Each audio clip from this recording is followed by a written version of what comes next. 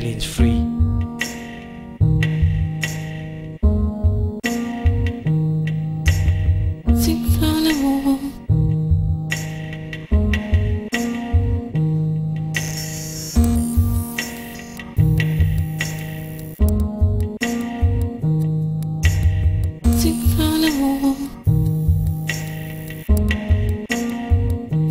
Set your feelings free.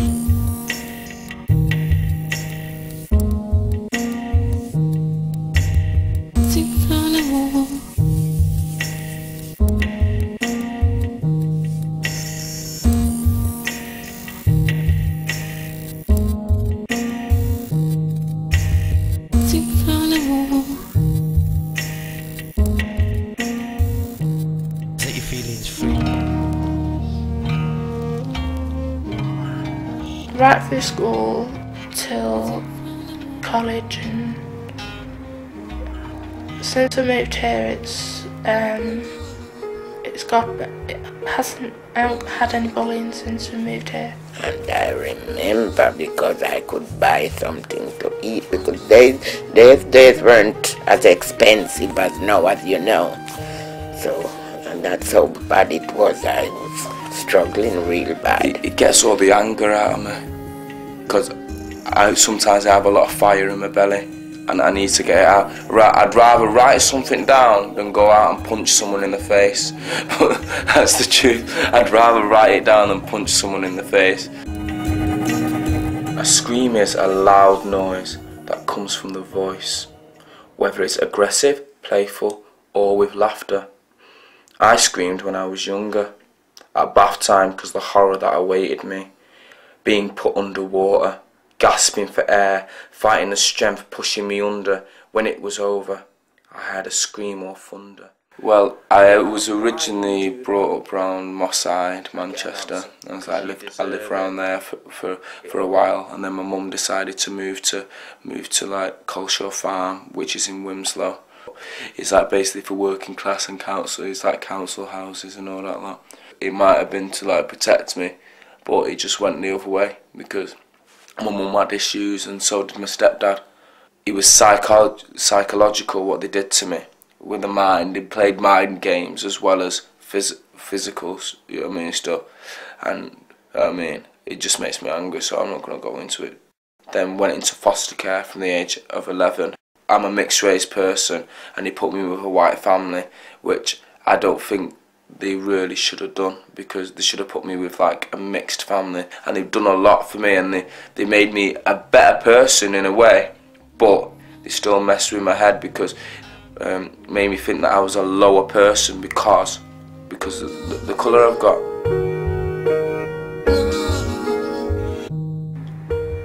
I got bullied when I was younger, and because I had dyslexia, my teachers used to call me stupid and just used to cast me off to the side of the room because I had dyslexia.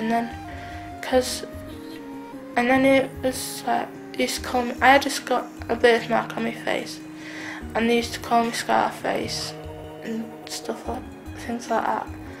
And that went on all through primary school and secondary school. Because I went to a special school in the secondary school, they used to take the mick because we used to get the minibus to the thing, and people used to say we're stupid and that lot, so that's how my self-esteem, low, you know, lack of confidence started.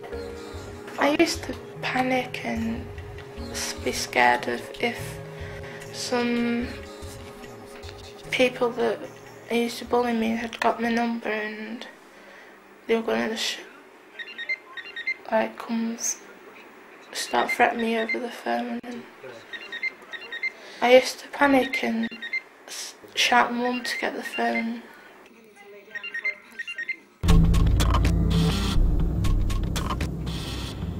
You know something?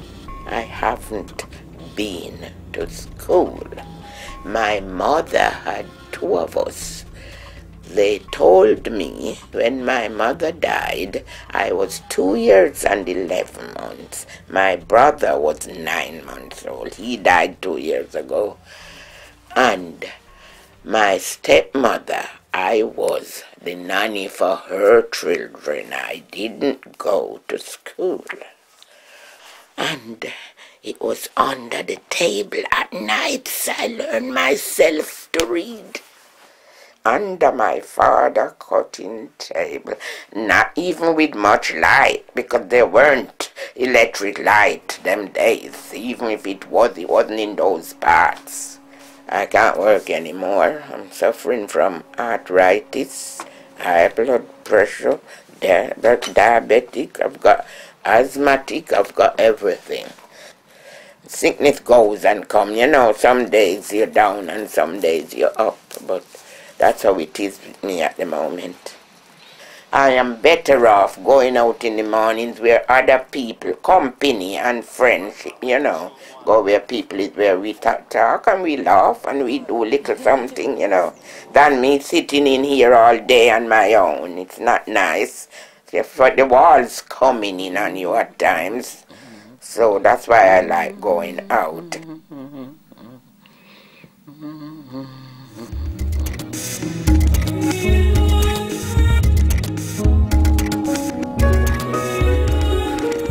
But then, I feel guilty about what I said, and I started the screaming in my head. And I wonder if it'd be better if I was dead, and instead of letting screams out, I could do it in my head. The screaming I once had when I was a kid.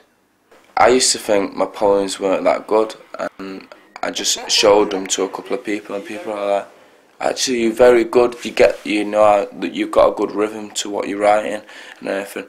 And then I started writing more serious stuff, and people was like actually you're getting a good message across and all that. I think the main thing that people in the writing workshops get is a sense of a growing self-esteem.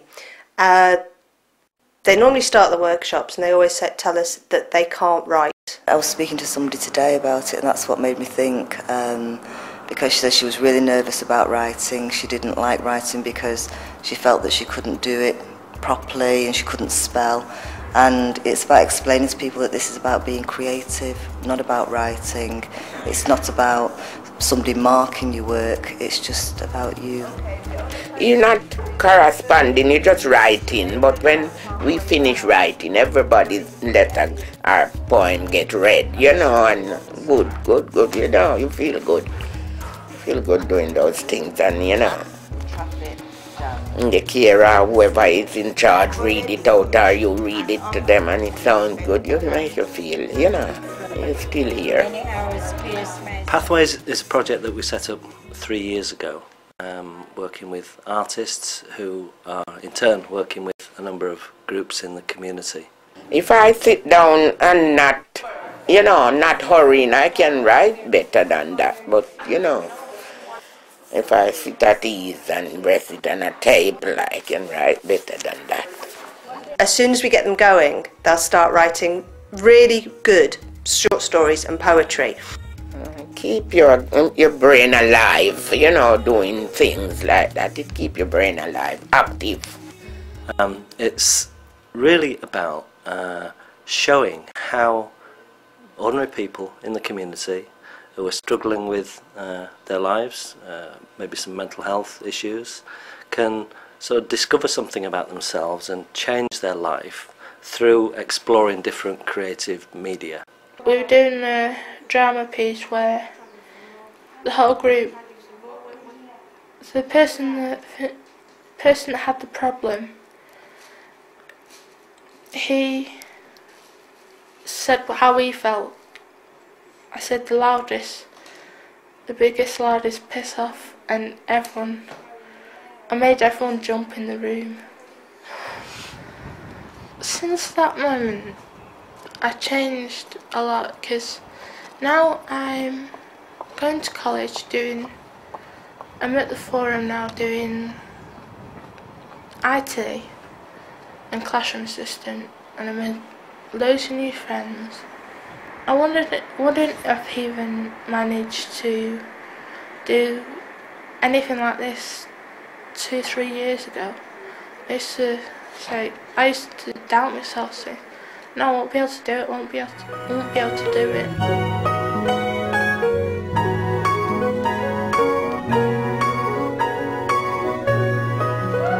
What I think is important about this work is that people are enabled to explore something creative within themselves by working with an artist who's really sharing their practice with those people. So it's not an art class as such, but it's an engagement, it's a different kind of engagement. It's like exploring ideas together with someone else that can be really exciting. So one of the things we've done is we've used a lot of shadow imagery more recently, and we've used that to explore personal imagery, personal symbols. And doing that, it reaches beyond words, and by doing that, you get more in touch with yourself in many ways. Took photographs of what we think represented what we wrote on the piece of paper, like our feelings. And there's a few pictures. One was a triangle and 3 snooker balls, and that was about, I felt in the middle between my family, and I felt that was a good representation of how it was what was happening. Certainly individual skills and personalities do come out through the work they're making, and I'm trying to see those things as I'm looking and going around individuals with the group and sort of nurture what is going on within that, and I don't know, try and encourage those strengths and the things that I can see are positive in what that person's doing and push at that side of it. So for example, Helen today has come in and she's, rather than wanting to work with the sort of starting point that I've suggested using the hats that they made last week as a starting point, she's come up with her own ideas for this character of a face, and she's got hair growing out of it in all directions, and I think seeing that evolve and sort of encouraging that for her to take it in her own direction is really important. So. And some people, you know, really take this on board as something in their lives and in effect become artists.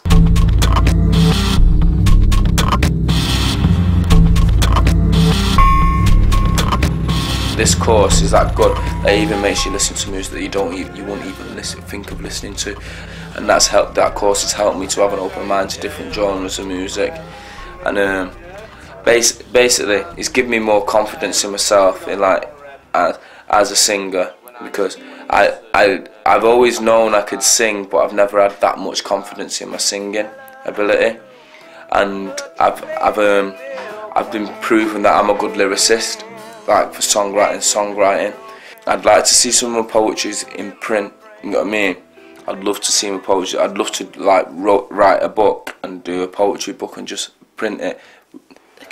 The sort of photographs that I like to take, they represent my moods, and they represent what's going on in my life, but they don't say it literally, they just like symbols of things that happened. No, we all said that I read the poem, or you know, and they put my poem in the book, yeah, and it come out on the booklet, yeah. I was very happy to get it like that, you know.